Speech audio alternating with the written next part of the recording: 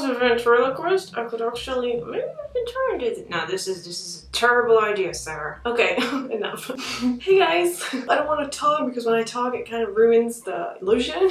But I gotta say hi to you guys and welcome. I'm excited. This is such fun illusion. Creepy. Kind of disgusting because I hate teeth. I have a thing with teeth. They just disgust me, but that's another story. Welcome back and welcome if you're new. Please join my YouTube family. Click the subscribe button somewhere down below and the bell so you don't miss any of my new videos. Speaking of which, I am releasing a video every day until Halloween, so make sure you come back tomorrow and check out my previous videos. I'm speaking super fast because I turned off the fan and it's getting hot and I don't want to start sweating. In today's tutorial, I'm going to show you how to wear this creepy, to say the least, makeup for Halloween. I'm gonna let you watch the tutorial and I'll see you at the end.